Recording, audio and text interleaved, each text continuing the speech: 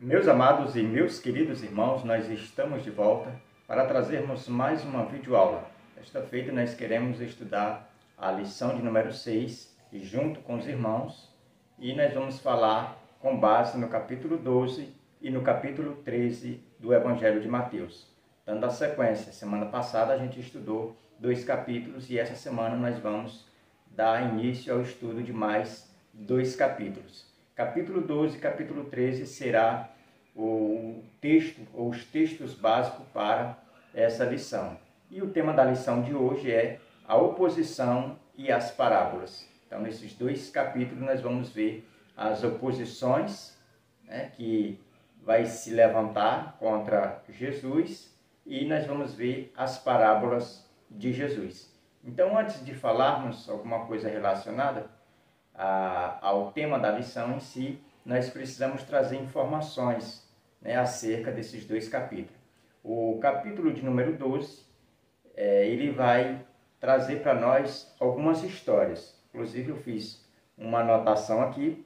O capítulo 12, ele é composto por 50 versículos e nós vamos encontrar 6 temas diferentes, onde vai ser abordados assuntos como Jesus é o Senhor do sábado, depois a cura do homem da mão ressecada ou da mão seca, também um outro tema, a blasfêmia dos fariseus, e o próximo, árvores e seus frutos. E por último aqui, o milagre de Jonas, ou o sinal de Jonas, tem algumas bíblias que falam sinal, outras falam milagres, e o último, número 6, fechando a família de Jesus. E já o capítulo 13 nós vamos iniciar falando sobre as parábolas. Lembrando que o capítulo 13, ele é o terceiro e grande sermão de Jesus. Lembra que no início desse trimestre nós apresentamos aqui o livro de Mateus, a estrutura de todo o livro, de que ele consistia nos 5 principais sermões de Jesus. Então nós já estudamos o primeiro, estudamos o segundo na semana passada, e essa semana nós vamos estudar o terceiro, que é aonde vai dar início aqui no capítulo 13, aonde Jesus vai falar sobre as parábolas do reino dos céus. Então o capítulo 13 ele vai se tratar basicamente de parábola. Nós vamos encontrar nesse capítulo 7 parábolas, inclusive aqui na nossa lição vai ter um ponto onde o comentarista ele vai deixar de uma forma, vamos dizer que dá a entender que era 8, mas na verdade só são 7 parábolas. Então essas 7 parábolas elas vão nortear aí os 58 versículos do capítulo 13 do livro de Mateus. Então, quando se trata aqui dessas 7 parábolas, a gente precisa entender que o capítulo 12, ele, no seu fechamento, na sua finalização, Jesus está dentro de uma casa, ministrando ali, e alguém chega para ele e diz: olha, Senhor, a sua família está ali fora. É onde ele vai dizer que a família dele é aqueles que fazem a vontade de Deus. Então, Jesus ele está dentro de casa. Então, quando ele está dentro de casa, vai dar aí início aonde Jesus ele vai sair de dentro de casa, quando ele termina essa mensagem que ele está pregando, e ele recebe essa informação da sua família, ele vai sair e vai para a beira do lago de Genezaré, ou o lago de Cafarnaum, e aonde ele vai ali para a beira, e aonde ele vai ministrar essas parábolas, é onde ele vai dar início a essas parábolas, começando com a primeira parábola do semeador. Depois que ele vai ministrar ali 4 parábolas, porque elas são 7, as 4 primeiras ele vai falar ao público, ele vai ali relatar para toda a multidão. Já 3 dessas, as 3 últimas, ele vai falar em um momento mais íntimo para com os seus discípulos, ele já vai estar dentro de casa.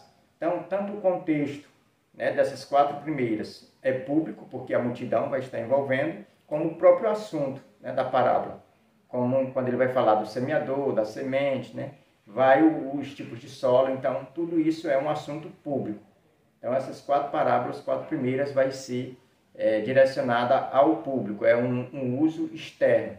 Já as 3 últimas é interno, é mais íntimo, é com os discípulos, tanto o conteúdo da própria parábola como o contexto em que ela foi contada num âmbito íntimo, num âmbito mais fechado. Então é isso que nós queremos destacar já de primeira mão aqui no capítulo 13. A gente precisa também destacar que as parábolas, essas 4 primeiras, elas atendem a um aspecto público, no sentido de que a multidão estava presente, existia ali alguns escribas, alguns fariseus, e a gente precisa também atentar, né, para este cenário onde essa parábola ela foi escrita.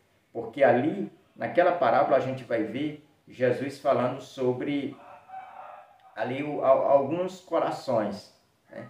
E eu já quero aqui esclarecer acerca de parábola, porque tem muita gente que acha que as parábolas ela têm uma interpretação diferente dos outros textos da Bíblia, e na verdade não é. A Bíblia ela é interpretada de uma só forma. A gente precisa destacar isso.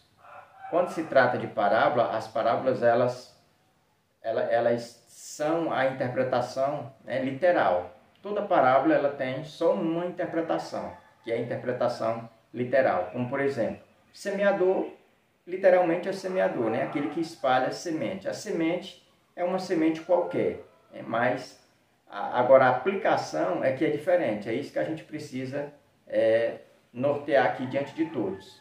Que quando se trata de interpretação é uma só. Agora a aplicação é muitas e de várias formas, né? Então pode vir de várias inspirações, tanto da inspiração humana, como também da inspiração de Deus, ou até mesmo da inspiração, como disse Paulo, né, que nos últimos dias muitas pessoas dão ouvido a doutrinas de demônios, né, ou até mesmo os demônios podem inspirar a pessoa a aplicar uma parábola de uma forma, vamos dizer que negativa, de uma forma errada. Então as interpretações elas só são uma, mas a aplicação elas são inúmeras. É por isso que a gente vê muito isso acontecer em campanhas eleitorais. Muitos candidatos a cargos públicos que não são nem evangélicos, não têm nenhum conhecimento da Bíblia, não conhece a Deus, não serve a Deus, não aceitou o Evangelho, eles usam textos, né, da Bíblia, né, se comparando a Davi diante de Golias, aquela coisa toda. Isso eles estão fazendo uma aplicação, né? Na verdade não estão interpretando, estão fazendo uma aplicação, assim como muitos outros fazem, né, essas aplicações das parábolas. Então a gente precisa entender que a aplicação são muitas, né? Agora, interpretação é só uma. Então, diante de todas essas informações, nós queremos agora passar aqui ao nosso textuário. Mas antes do textuário, eu sempre, de costume, a gente fazer aqui, e eu sempre gosto, porque eu acredito que isso ajuda, né, os alunos, a questão dos objetivos. O primeiro objetivo é entender que o reino se manifesta ao mundo pelo cuidado com o ser humano. Segundo, compreender que a igreja deve ser reconhecida por seu trabalho missionário. E o terceiro e último, reconhecer que o evangelho transforma o crente e capacita a evangelização. Então esses 3 objetivos eles vão ser trabalhados na nossa sala de aula, eles vão ser expostos na nossa classe, para que assim a nossa lição ela venha ter maior êxito. E antes de passar o textual, eu preciso, como bem recomenda aqui a nossa lição, fazer alguns questionamentos para que sirva de ponto de partida para que a gente venha, diante da classe, apresentar argumentos, a fim de que os nossos alunos eles venham ter uma base sólida, desse ensinamento, desta oportunidade. Primeiro, nós precisamos questionar os nossos alunos quem vai assumir a missão de ser fermento na farinha. Segundo, nós precisamos também ver com os nossos alunos como é que eles pretendem passar, de um estado de grão para um estado de árvore. Para que eles venham entender essa transformação, sofrer essa transformação, a fim de que o reino dos céus seja manifesto através das suas vidas. Então a gente também precisa destacar a questão de como agir como rede para sustentar os peixes. Isso já é um papel que está entrelaçado na doutrina que nós andamos, que é a igreja. A igreja ela precisa demonstrar a todos que ela precisa ser rede, sustentar ou suprir a necessidade das pessoas nesse campo, né, vamos dizer que espiritual, né, alimentando, dando a quantidade certa, dando o alimento certo, para que essa pessoa ela venha estar sempre ficar de pé, né, diante dessa caminhada que é a vida cristã. Então, nós, como igreja, nós precisamos atentar que a responsabilidade é nossa, de cuidar dos nossos, como também de fazer missões, de tratar a questão da evangelização como algo, vamos dizer que essencial para a igreja, que é uma tarefa que nós não podemos passar esse bastão. É responsabilidade nossa como igreja. Vamos passar agora ao nosso textual, que diz assim, Mateus 13:17.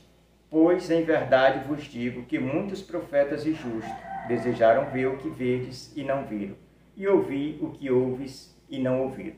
Então, diante aqui do nosso textual, nós precisamos entender que essas palavras elas foram ditas pelo próprio Jesus. Ele está dizendo aos seus discípulos que o lugar, ou a posição, o status que os discípulos se encontravam naquele momento era um status de pessoas bem-aventuradas, mais que felizes. Era um status ali, vamos dizer, uma posição de destaque, porque nem mesmo os profetas que vieram antes deles tiveram uma oportunidade como aquela que eles estavam tendo, de ver o Cristo, o Messias, o ungido, o enviado de Deus, ministrar aquelas parábolas, aqueles ensinamentos acerca do reino dos céus. Então, os discípulos aqui, eles têm os seus olhos abertos pelo próprio Cristo, dizendo a eles que eles estão em um lugar que eles deveriam prezar por aquele, vamos dizer, por aquele momento, por aquela posição que eles estão, pois muitos sofreram, profetizaram anos e anos, sem ver a realização desses frutos, dessas promessas, mas eles estavam tendo essa oportunidade de ver esse cumprimento diante deles, e por isso eles deviam ser alegres, eles deviam ser gratos por essa oportunidade que eles estavam vivenciando. É quando Jesus vai mostrar a eles acerca das parábolas, o porquê que ele falava em parábolas, o porquê que ele estava agora demonstrando as verdades espirituais do reino dos céus através de parábolas, que era o uso de uma linguagem figurativa e comparativa de uma realidade existente, que era o reino dos céus. A nossa verdade prática, ela diz: o discípulo se interessa e procura compreender todos os ensinamentos de Cristo e tem uma vida feliz e frutífera. Então, aqui, na verdade prática, a gente vê que todo o discípulo de Cristo, ele tem um interesse profundo.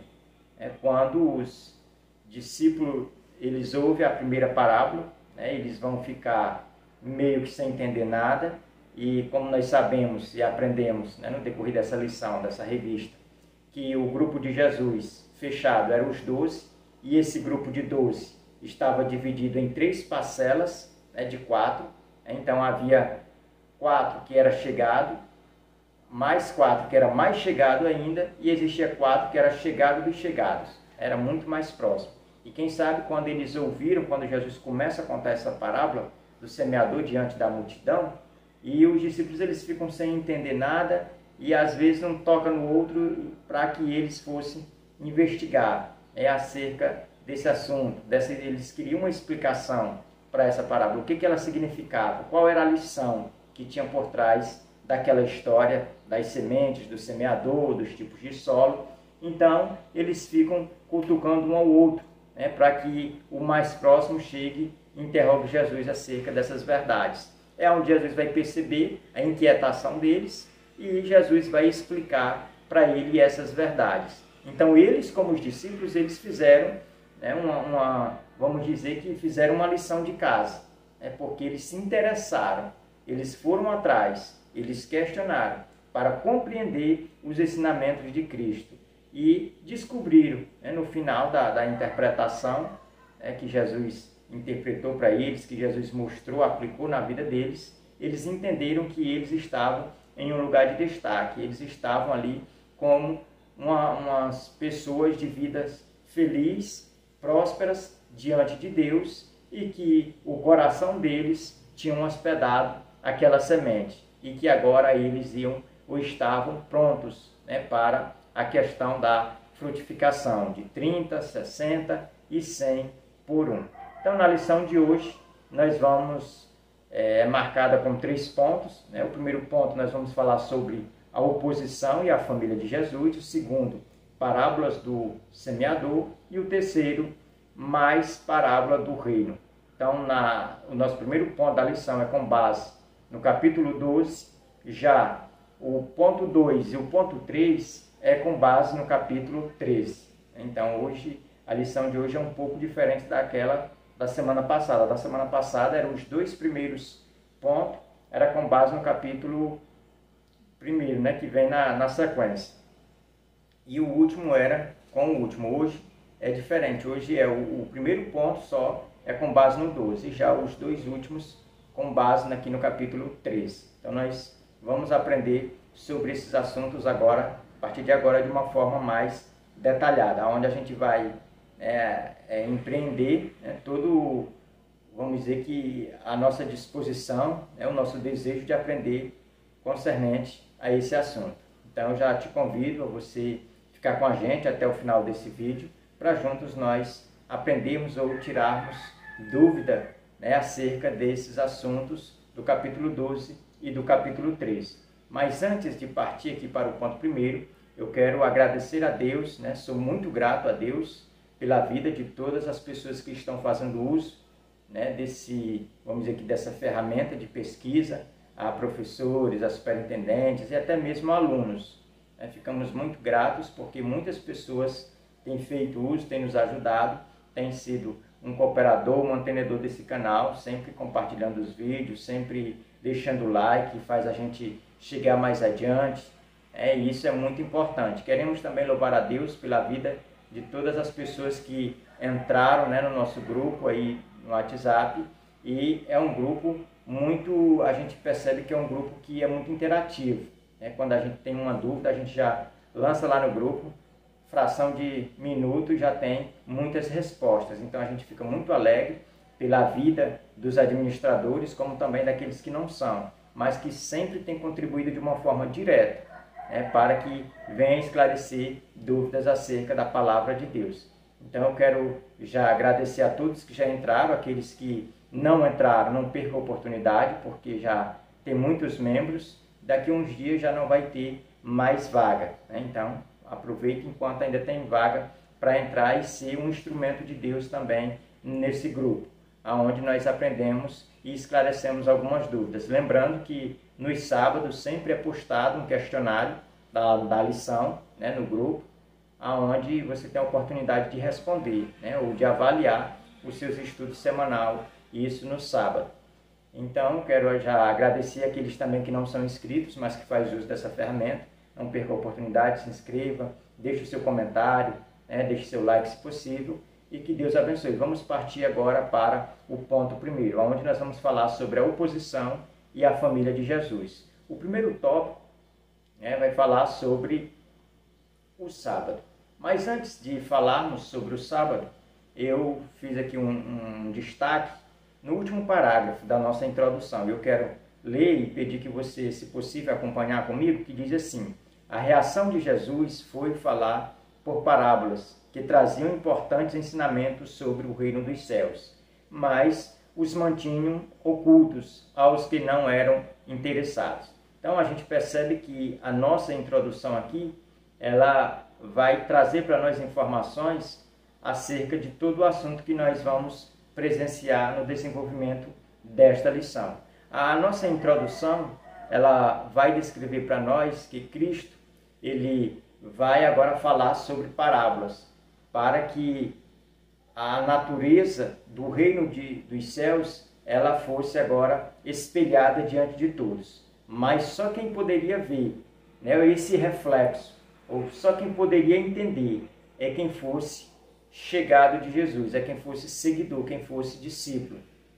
Aquelas pessoas que não tinham esse interesse de aproximação com Deus, com Jesus, eles não poderiam entender, né, as parábolas.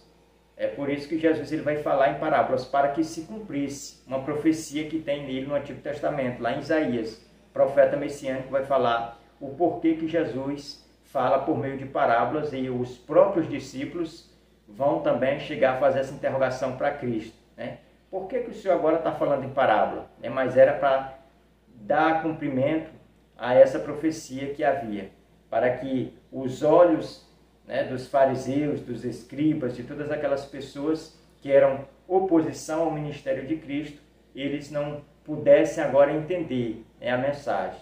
É como hoje, a gente que aceitou o Evangelho, que reconhece Cristo como Senhor e Salvador das nossas vidas, nós lemos a Bíblia e nós temos um entendimento, né, do que a Bíblia está falando para nós, porque ela é um livro espiritual. E o Espírito Santo ele vai discernindo isso de uma forma espiritual, e nós vamos entendendo através da revelação que o Espírito Santo vai revelando ao nosso entendimento. Já uma pessoa natural que não tem Cristo, ela lê a Bíblia 10.000 vezes e não entende, não compreende a verdadeira essência da Bíblia Sagrada. Elas podem ler ali só a letra, mas a parte espiritual elas não entendem, porque elas são naturais, elas são carnais. Então, as coisas do Espírito não podem ser discernidas por elas. Então, quando as parábolas eram contadas, elas tinham esse mesmo sentido. Elas não eram ou não podiam ser discernidas pelos fariseus, pelos escribas, pelos sacerdotes da época. Só quem entendia era aqueles que estavam tendo agora os olhos abertos, aqueles que tinham uma motivação certa para seguir Jesus. Aqueles que estavam seguindo Jesus com segundas intenções, com interesse, esses também não tinham esse entendimento. Achava até as histórias bonitas, mas não tinha esse entendimento do que realmente era a lição, da parábola, a mensagem da parábola. Então nós vamos agora falar sobre o primeiro tópico, do primeiro ponto. Primeiro ponto, oposição e a família de Jesus. Aqui no primeiro tópico, o sábado. Esse assunto, quando fala do sábado, para muita gente é complicado. Muitas pessoas, por achar, que o sábado ele está lá no Decálogo, nós encontramos ele nos 10 mandamentos, como um mandamento, muitas pessoas já acham complicado, de explicar acerca do sábado. Mas o sábado, ele é um dos mandamentos que está ali no Decálogo, que foi entregue a Moisés, aonde ele não está ali como algo que vamos dizer, que é moral. Ele está ali como algo que é cerimonial. É um dos únicos mandamentos ali que está nas leis cerimoniais, que era só uma cerimônia. Cristo cumpriu, então acabou. Então todas as leis cerimoniais do Antigo Testamento, como as festas que eram anuais, a Páscoa, a festa de Pentecostes, tudo aquilo se cumpriu, na vida de Cristo, no ministério de Cristo. Então tudo aquilo era cerimônia. Sacerdotes, levitas, oferta, altar, tudo isso foi deixado para trás, porque tudo isso se cumpriu em Cristo. Tudo isso era só uma sombra que apontava para o que Cristo seria, ou para que Cristo viria fazer a favor da humanidade. Então, a questão do sábado é da mesma forma. Sábado, o que significa sábado literalmente é descanso. Nós entendemos que a palavra sábado ela aparece na Bíblia muito antes dos 10 mandamentos, lá na criação, quando diz que Deus descansou, ali já era o sábado. Assim como o Jardim do Éden também era um sábado, para os primeiros habitantes, ali que foi Adão e Eva. Ali já era um sábado, era um descanso. Então, tanto a questão do sábado, da lei de Moisés, como lá da criação, ele está abaixo da autoridade de Cristo. Por isso que Cristo aqui, ele vai dizer que ele é o Senhor do sábado. É porque a questão do sábado aqui, ela é uma cerimônia, ela significa descanso. Então, por isso que nós cristãos hoje não guardamos mais o sábado, porque nós temos esse entendimento de que ele é cerimonial, e não moral. Então, por isso que nós não guardamos e acreditamos e professamos e continuamos a pregar que a guarda do sábado é inútil, porque se nós estamos guardando o sábado como lei, é a mesma coisa de nós estarmos anulando o sacrifício de Cristo. Então nós precisamos entender que a guarda do sábado, ela para nós, ela não serve, né? Nós não o guardamos porque já foi cumprido em Cristo, né, cerimonialmente. Agora o grande sábado ele ainda virá, né, para toda a humanidade, né, que vai ser um descanso que todos nós aguardamos. Então quando se trata desse sábado é o significado da palavra em si, né, que dá a ideia de descanso. Então o descanso do cristão, ele é o próprio Cristo, né? Então o próprio Cristo, ele é o nosso sábado. Então por isso que ele vai também dizer aqui que ele é o Senhor do sábado. Então, nesse tópico nós vamos ver que o comentarista ele vai destacar duas controvérsias, né, dos fariseus aqui só nesse capítulo, né, contra Jesus. Primeira vai ser a questão da guarda do sábado. Os discípulos de Cristo vão passando, né, em uma roça, e aí eles vão apanhar algumas espigas para se alimentar, e aonde os fariseus, os escribas que vão estar acompanhando a multidão, vão chegar diante de Jesus e vai dizer que os discípulos de Cristo, eles eram pessoas impuras, né, pessoas que não guardavam a lei e, portanto, estavam sendo, né, vamos dizer que, condenados pela lei. É aonde Jesus ele vai abrir ali um leque para entrar acerca da mensagem do sábado. Dizer que os seus discípulos, naquele momento, eles não estavam quebrando nenhum mandamento do Antigo Testamento. Porque se você ler o Antigo Testamento inteiro, e em especial o Pentateuco, você não vai encontrar nenhum mandamento, né, aonde condena a questão de colher uma espiga para se alimentar. Não existe nenhum mandamento concernente a isso, reprovando ou reafirmando que os discípulos estavam errados em colher uma espiga para se alimentar. O que nós vemos é os fariseus, os escribas, sustentando tradições humanas, né? Sustentando uma tradições dos anciões, que eles mesmos criaram. Né? É onde Jesus vai usar argumentos do Antigo Testamento, como o caso de Davi, quando estava com fome, que entrou na cidade, foi ali onde era o sacerdote ministrava, no tabernáculo, e não tinha nada que comer, só tinha uns pães que era ali consagrado aos sacerdotes poderam comer, e foi passado a Davi. Tanto Davi como todos os seus homens, que eram a base de 600 homens, comeram, se alimentaram, né? E aí voltaram a ter a energia suficiente para continuar sua empreitada. Então o que Jesus vai reprovar aqui é a questão da tradição, é a questão dos mandamentos, da lei. Os discípulos de Cristo, eles não estavam quebrando nenhuma lei, não estavam errados. Mas Jesus vai descortinar a questão dos fariseus, né? A hipocrisia dos fariseus.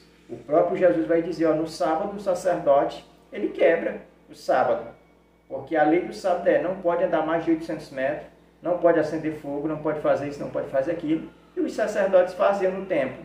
E mesmo assim, eles nunca morreram e nem nunca foram apedrejados por isso, né? Então, o que Jesus vai fazer é tirar a trava dos olhos aqui dos fariseus, dos escribas, e mostrar a questão de que eles estavam censurando de forma errada. Estavam perseguindo os seus discípulos, sendo que eles cometiam pecados maiores. Então, a segunda, vamos dizer que a segunda controvérsia aqui, acerca do sábado, contra Jesus, agora é com relação à cura. É que Jesus vai ver um homem, que estava sendo agora, vamos dizer que escravizado por uma enfermidade, aonde uma das mãos dele secou, ficou ressecada, não tinha movimento, perdeu os movimentos, secou, perdeu todo vamos dizer que o controle da mão, estava como se estivesse morta. E Jesus, num sábado, Jesus vai e pede para que o homem estique a mão, o homem estica e ele é curado naquele momento. Então a gente vê Jesus realizando um milagre ali, e quando vamos dizer que quando os escribas, eles veem, os fariseus, eles veem Jesus realizando aquele milagre, ele tem aquilo como uma afronta, né, como algo que Jesus estava fazendo aquilo só para, vamos dizer que para provocar eles. E aí é onde eles vão murmurar, diante de Jesus, é onde ele vai dizer que Jesus está fazendo aquilo para quebrar o sábado, e depois vão trazer diante de Jesus ali um mudo e cego, é onde Jesus também vai curar, é onde vai iniciar a murmuração dos fariseus, é onde eles vão blasfemar, contra Jesus. Eles vão blasfemar contra Deus e quebrando aí todos os protocolos da lei, porque eles achavam que Jesus era um impostor. Então, por isso que eles vão também blasfemar contra Cristo.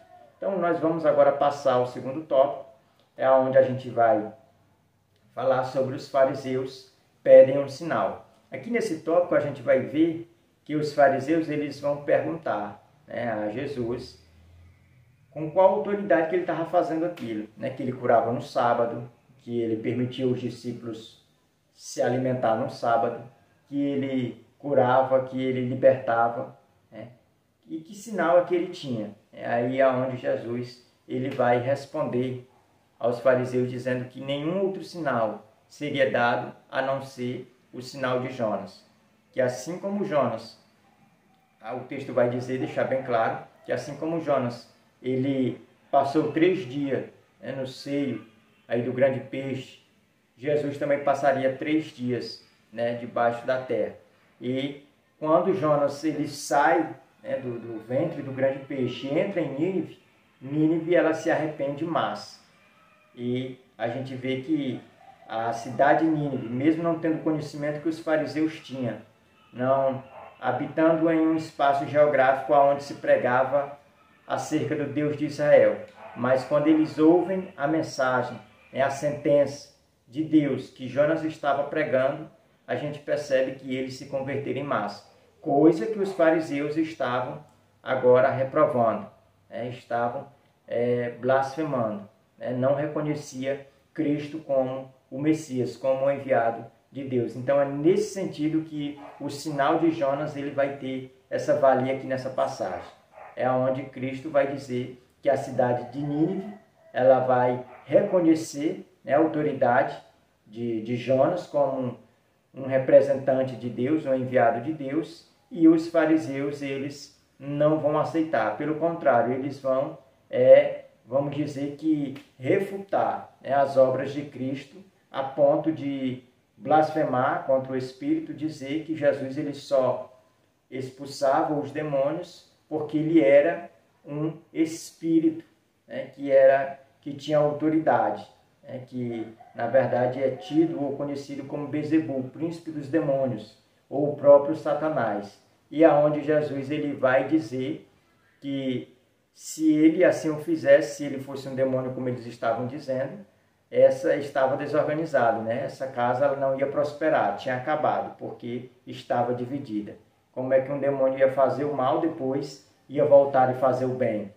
Era isso que Jesus estava falando ali aos fariseus, que antes de alguém invadir a casa do valente, primeiro ele amarra. E quando Jesus usa essa expressão para dizer que o valente está amarrado, é dizendo que Satanás ele não podia, ele não pode até hoje impedir a propagação do reino dos céus. Ou seja, o reino ele ia se instituir, ele ia crescer e vai continuar crescendo. E Satanás, nesse sentido, ele não pode reter o crescimento da igreja. Isso é o que Jesus assegurou acerca da autoridade da igreja, onde Jesus disse que as portas do inferno, no capítulo 18, não iam prevalecer contra a igreja. Então a gente entende aqui, por meio dessa passagem, que Jesus está falando que o valente, com relação ao reino dos céus, ele está amarrado, ele não tem esse controle. Terceiro tópico do primeiro ponto, casa vazia e a família de Jesus. Aqui nesse tópico a gente vai ver que Jesus ainda ele vai falar sobre as pessoas que às vezes ouvem a palavra de Deus, anda com Jesus e depois abandona a fé. E aí essa casa ela foi limpa, ela foi edificada, mas quando ela se afasta da proteção né, de Jesus, essa pessoa agora ela passa a ser hospedeira de demônio. E agora não vem mais um, mas vem 7. E o sétimo ele é muito mais pior do que aquele primeiro estado. Ele vai ficar 7 vezes mais. Lembrando que isso na língua hebraica, o número 7, ele dá a ideia de plenitude. Não significa literalmente que é o 7 que nós conhecemos na nossa língua. Significa ou dá a ideia de algo que é infinito, de algo que é pleno, que é completo. Então, quando uma pessoa ela se afasta dessa proteção exclusiva de Deus, essa pessoa agora ela é atormentada.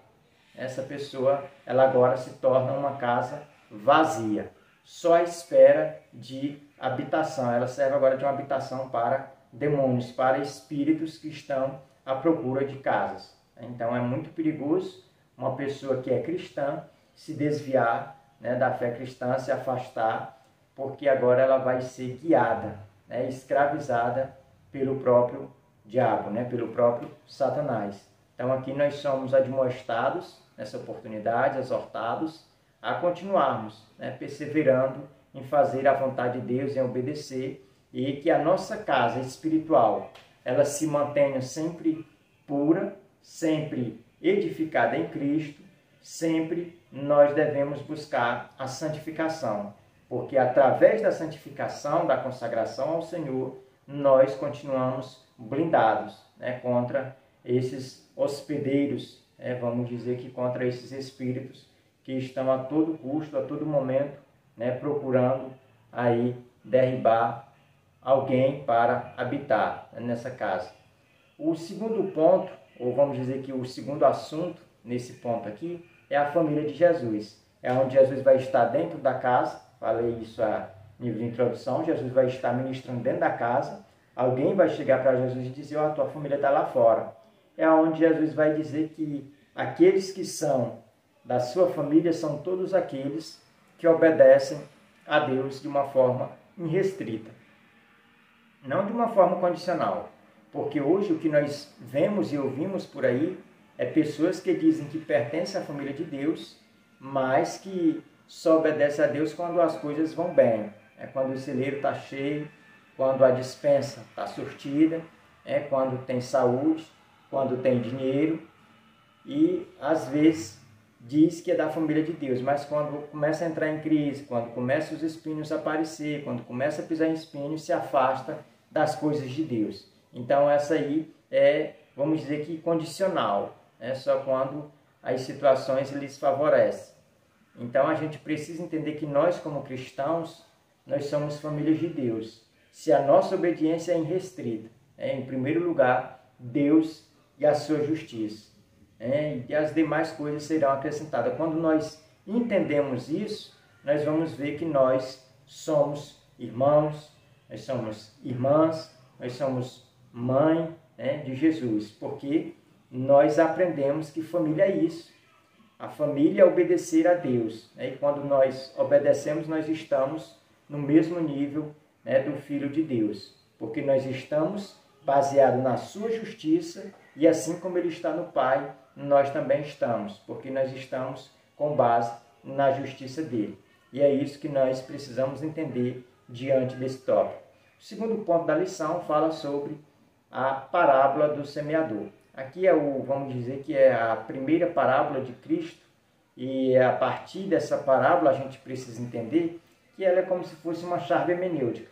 A pessoa que entende ou que faz a leitura racional dessa parábola, vai ficar mais fácil ela compreender as outras parábolas. Lembrando que a parábola do semeador e a parábola do joio, no grego, a palavra semente, ela tem 2 significados, e a gente precisa destacar isso aqui para que a gente não venha se confundir mais na frente. A semente, aqui na língua grega da parábola do semeador, ela aparece aqui, vamos dizer que de uma forma diferente do que aparece na do joio. Porque aqui, na do semeador, ela dá a ideia de uma semente, de que a semente ela significa a palavra de Deus. O próprio Jesus, quando vai explicar essa parábola aos seus discípulos, ele vai deixar isso bem claro. Então, quando nós falamos que essa semente no grego, ela dá a ideia de esperma, né? Semente humana.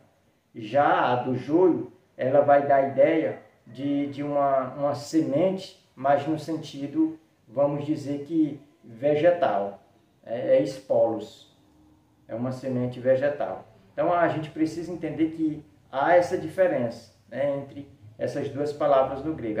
Aqui para nós, quando nós lemos aqui, nós vemos semente, é a semente que é jogada, né, à beira dos caminhos. Aí a gente vê aqui na parábola do semeador e vê na do joio.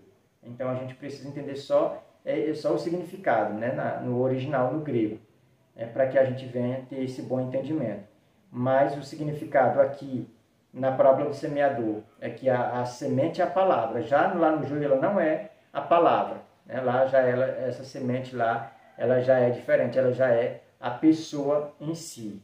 É por isso que vai dizer lá que o campo, lá onde é colocado a semente do joio e a semente do trigo, esse campo lá é o mundo. E essa semente lá não é a palavra de Deus, essa semente lá é as pessoas. Porque lá nesse campo, nesse mundo, vai ter os filhos da obediência e os filhos da desobediência.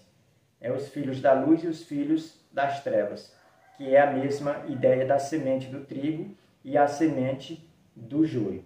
Então isso a gente precisa esclarecer antes de adentrar aqui na questão das parábolas. Então nesse primeiro momento aqui desse tópico, quando fala sobre as parábolas, a gente vai ver o capítulo 13, o comentarista falando que o capítulo 13, ele vamos dizer que Jesus ministrando o seu terceiro sermão, né? Seu terceiro sermão importante, que é acerca do discurso, onde ele vai falar sobre todas essas parábolas. E nesse tópico aqui a gente vai ver aonde o comentarista ele vai falar ou vai dar a ideia de que é 8 parábolas, mas nós já falamos e já consultamos algumas fontes, só é 7. É onde a gente falou aqui a nível de introdução. Vamos passar para o próximo tópico. Tópico 2, a razão das parábolas. Aqui nesse tópico, a gente vai ver que ele vai iniciar com um questionamento. Qual é o questionamento? Por que o Senhor falou por parábolas? Essa é uma pergunta também que os discípulos vão fazer a Jesus. Por que o Senhor está falando em parábola? E aonde Cristo ele vai explicar em 3 níveis diferentes. Ele vai dar 3 explicações do porquê que ele fala em parábola. A gente vai ver que aqui no versículo 11, ele vai falar ou vai dar a resposta. Porque a vós outros é dado a conhecer os mistérios do reino dos céus, mas àqueles não lhe é isso concedido. Esse é o primeiro argumento que Cristo vai mostrar aos seus discípulos, o porquê que ele fala em parábola. E nós precisamos entender que do versículo 11 até o 16, Jesus ele vai dar esses 3 conselhos, que é para o primeiro, que é esse que ele vai falar aos discípulos, que a eles é dado a entender, mas já aos escribas, aos fariseus, aos sacerdotes, aqueles não. Eles não poderiam compreender as parábolas, somente os discípulos, os seguidores, os que amavam a Jesus, que seguiam a Jesus. Então, esse é o primeiro entendimento. O segundo é porque Jesus vai dizer que aquilo, que até aquilo que eles têm serão dado. E aqueles que não têm, até o que eles pensam que têm, será tirado. A gente entende que os fariseus, os escribas, eles acreditavam que a vida estava nas tradições humanas, que eles viviam essas tradições achando que estava vivendo a lei, ou seja, eles achavam que tinha aquilo, mas eles não tinham, porque aquilo ali, aquelas tradições, aqueles preceitos, 613 preceitos que eles cumpriam cabalmente, não era a lei de Deus. Ou seja, eles não tinham, vamos dizer que, algo para se sustentar, para se segurar. E já os discípulos que tinham Cristo, que estava seguindo a Cristo, seria acrescentado mais e mais sobre a vida deles. E o último aspecto é no versículo 13 ao 16, onde Jesus ele vai falar acerca desse esforço, e vai dizer, concluir, chamando os discípulos de bem-aventurados, dizendo que eles estavam receptíveis à mensagem e que eles foram selecionados, nesse sentido de ter o privilégio de ter essas parábolas sendo explicadas para eles, né, para que eles passassem agora a ter essa compreensão exata daquela mensagem, das parábolas, e depois passar esses ensinamentos para frente. Então a gente percebe que os discípulos aqui, eles são chamados de bem-aventurados, assim como todos nós que compreendemos e que, na verdade, temos esse objetivo, de aprender acerca dessas verdades e passarmos para os nossos alunos. Vamos agora ao nosso terceiro tópico, que vai falar sobre a parábola do semeador. Aqui nesse tópico nós vamos ver que Jesus ele vai falar sobre 4 tipos de terrenos. E cada terreno aqui, nós precisamos entender que esses elementos, né, utilizados nessa linguagem figurada aqui, cada terreno aqui é um símbolo de um coração. A mensagem, aqui a palavra aqui, ela é representada pela semente. E quando Jesus disse que o semeador sai, e a semente cai à beira do caminho, a gente vai ver que quando essa semente ela é lançada e cada um cai num terreno diferente, aqui é um símbolo, é como se fosse uma radiografia de um coração. Aí o primeiro, à beira do caminho, o nosso comentarista aqui vai deixar bem explicado, né, que vai falar sobre um coração duro. O segundo aqui nós vamos ver que ele vai falar sobre um solo rochoso, né, onde tem muitos pedregulhos, comparado ou aplicado a um coração com pouco espaço para Deus. Terceiro, entre os espinhos, um coração com espaço para a palavra, mas que não frutifica, pois a fascinação das riquezas e dedicação maior à ocupação do mundo. Esse é os espinhos. Então, esse coração ele não permite, né, que essa planta ela venha a crescer. E o último aqui, quarto, boa terra. É um coração onde a gente entende que é uma boa terra, uma terra que ela é arada, que ela é propícia para a semente, onde a semente vai cair, vai germinar e vai crescer, né, a árvore, e essa árvore ela vai frutificar e frutificar bem. Vai dar 30 por 1, 60 por 1, 100 por 1, e vai continuar frutificando. A ideia aqui que o texto passa para nós é de que nós precisamos ter um bom coração. O nosso coração ele precisa hospedar bem a palavra de Deus, ser um terreno propício. Mas o coração que hospeda bem a palavra de Deus é um coração regenerado, é um coração transformado. Quem faz isso? O Espírito Santo.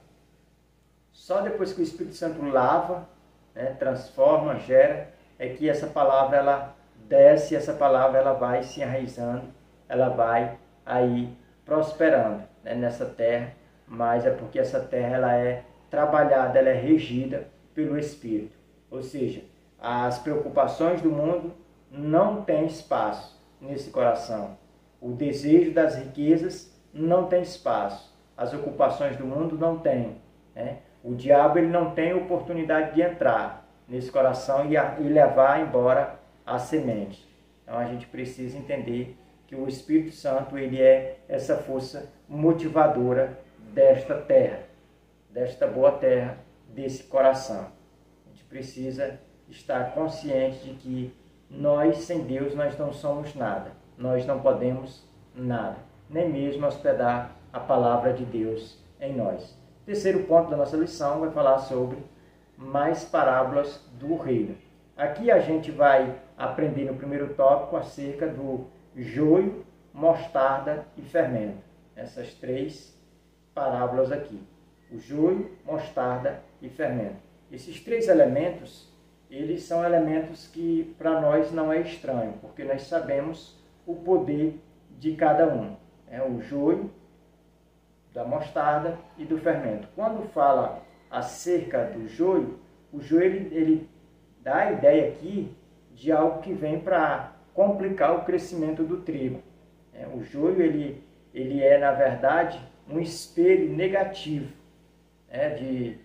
de alguém que não tem Deus. Então vai atrapalhar o trigo.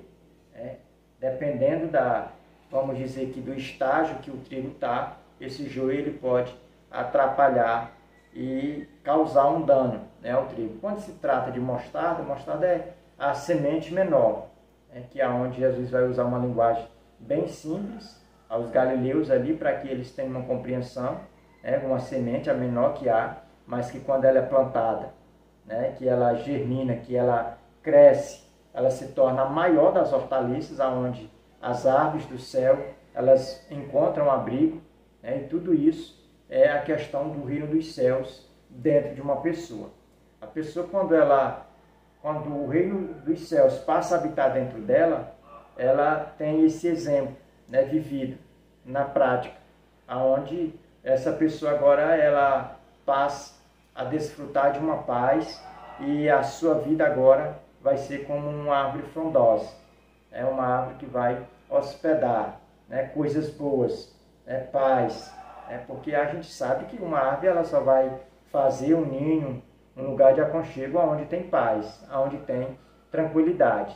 E da mesma forma é um crente, que sabe a importância, né, de conservar na sua vida o reino dos céus. Então a gente precisa entender que o efeito da semente de mostarda, assim como do joio, assim como do fermento, né, a gente precisa saber que esse efeito é do reino dos céus. E tudo isso dá a ideia de dentro para fora, nunca de fora para dentro, mas é de dentro para fora. Tanto a questão da mostarda, a pequena semente, quando cresce, se torna uma grande hortaliça. O fermento, pequena quantidade, mas levenda toda a massa. E aqui ela é aplicada num sentido, vamos dizer que positivo. É que o reino dos céus, você às vezes pode chegar com uma mensagem que às vezes pode ser insignificante, mas depois que ela é pregada, que ela é disseminada, ela vai causar um efeito no mundo espiritual devastador. Ela vai quebrar cadeias, ela vai libertar vidas. Então a gente vê o lado positivo aqui da mensagem de Deus. Para fechar aqui, nós queremos trazer o segundo tópico. No segundo tópico nós vamos falar sobre o tesouro escondido e a pérola. Aqui, como a gente já tinha falado, é uma das parábolas que foi contada e é contextualizada em um ambiente íntimo, na casa, só para os discípulos.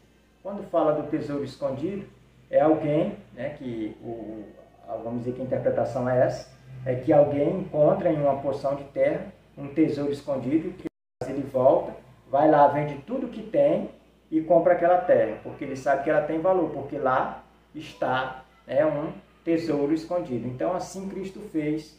Cristo, ele pagou tudo que ele podia, ele deu o preço mais alto que ele podia, pela humanidade. Por isso que Cristo, o sacrifício dele é suficiente para salvar toda a humanidade, mas eficiente só na vida daqueles que creem. Então Jesus, ele comprou para si, esse povo, a igreja. Ela é salva em Cristo nesse sentido, de que Cristo, ele achou, ou melhor dizendo, ele nos viu e viu que nós temos uma importância, que nós somos comprados e por isso que nós não temos uma salvação meritória, com mérito em nós, mas nele mesmo. Como criaturas, ele mesmo nos valorizou, por isso que nós somos esse tesouro, como igreja, porque foi comprado com o sangue precioso de Jesus. Segunda pérola, a gente entende que essa parábola ela dá a entender esse mesmo sentido, dá a ideia de algo que é valioso, de algo que às vezes pode até passar despercebido. Alguém pode olhar e dizer, não, é apenas uma concha ali, não tem nada dentro, mas quando abre tem uma pérola de grande valor. Então a gente precisa entender que todas essas parábolas, ela tem esse aspecto, de denotar a natureza, do aspecto do reino dos céus. Então a gente não pode perder a dinâmica do livro de Mateus, de que o livro de Mateus ele vem descrevendo acerca do reino dos céus, a sua origem, sua natureza, os seus aspectos. Então essas parábolas, ela é o terceiro sermão de Cristo para falar acerca da importância do reino dos céus. E fechando aqui por último, falando sobre a rede e as coisas novas e velhas. Para concluir aqui, o tempo já passou, já vai dar quase 1 hora aqui de vídeo. Eu quero só ler a aplicação pessoal que diz: a palavra deve ser semeada em toda criatura. Os que aceitam, sinceramente produzem frutos, bastando uma pequena porção para regenerar o ser humano. Que Deus abençoe. Até o nosso próximo encontro, em nome de Jesus.